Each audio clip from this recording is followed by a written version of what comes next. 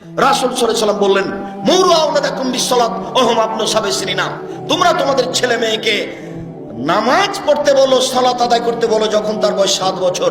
আব্বু 7 বছর হয়েছে, সালাত আদায় করো। আম্মু 8 বছর বয়স, সালাত আদায় করো। আম্মু 9 বছর বয়স, সালাত আদায় করো। 10 আহমদ সালাত আদায় করেছো? জি না। দাঁত ভেঙে দেবো, একবারে পিঠের চামড়া তুলে দেবো। 10 বছর বয়সের ছেলে নামাজ পড়ে না, বাপ বেঁচে আছে, এই কথা মিথ্যে।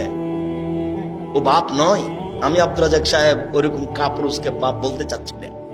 ওর বিবাহ করা ঠিক হয়নি, ওর বিবাহ করা উচিত হয়নি, ওর বাপ নয়। ও কাপুরুষ, ও কাপুরুষ, ও কাপুরুষ, ও ঘৃণিত পুরুষ। ও পরিবারকে কবর দিয়েছে, ও সমাজকে নষ্ট করেছে, ও জাতিকে নষ্ট করেছে, ও জাতিকে ধ্বংস করেছে। ও বাপ নয়, ও কাপুরুষ।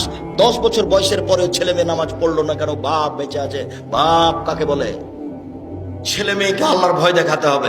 আব্বু ছি ছি ছি ছি ছি ছি, মিথ্যা কথা কেন বললে আব্বু? না আব্বু, এখন বের হতে হবে না, সূর্য ডুবার পরে বাইরে যেতে হবে না। করেছো কি আব্বু? মাগরিবের সালাত আদায় করে 20 মিনিট আসতে দেরি হয়েছে। ওই সময়তে তোমার মা ফরজ সালাত আদায় করে সুন্নাত পড়তে যাচ্ছিল। তোমার মা আল্লাহু আকবার বলতে যাচ্ছে, সুন্নাত। এই সময়তে তুমি ঘরে ঢুকে সালাম দিচ্ছ। তোমার মা সুন্নাত পড়তে পাবে না, আগে বন্ধ করো। তার আগে তোমাকে জিজ্ঞাসা করতে হবে, আব্বু? জি আম্মু। 20 মিনিট দেরি হলো কেন আব্বু আসতে? বুঝাতে পারিনি কথা। তোমার মা সুন্নাত পড়তে যাচ্ছিল, তখন তুমি ঘরে ঢুকেছো। সালাম ছাড়া ঘরে ঢোকা যাবে না। এখন তোমার মা সুন্নাত পড়তে পাবে না, আগে তোমার মা বলবে, আব্বু মসজিদ থেকে আসতে 20 মিনিট দেরি হলো কেন আব্বু? এটা খুঁজে বের করতে হবে 10 মিনিট দেরি হলো কেন। বুঝাতে পারিনি মনে হয়। এর নাম মা। মায়ের সামনে ছেলে বাম হাতে পানি খায়, ও নাকি মা।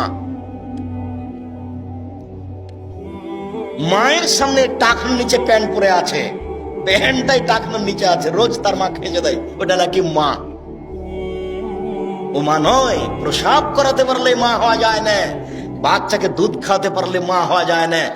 পাগলিও বাচ্চা প্রসাব করাতে পারে, পাগলিও বাচ্চাকে দুধ খাওয়াতে পারে, কিন্তু পাগলি বলতে পারে না, আব্বু ছি ছি কি করেছো আব্বু? প্যান্টটা দাও তো, প্যান্টটা দাও, খুলে দাও, খুলে দাও, কেটে দি আব্বু, কেটে দি। এটা পাগলি বলতে পারে না, কিন্তু আপনার স্ত্রী বলতে পারে। আপনার স্ত্রী যদি না বলে, ও পাগলির চেয়ে খারাপ, ওকে তালাক দিতে হবে। ওই বউ চলবে না, হলো হস্তিনী বউ। আমি তালাক দিতে আদেশ করিনি, তবে পরামর্শ দিলাম, এ বউ চলবে না। এই বউ তালাক দিতে হবে, এটা আমার পরামর্শ। হলো হস্তিনী বউ।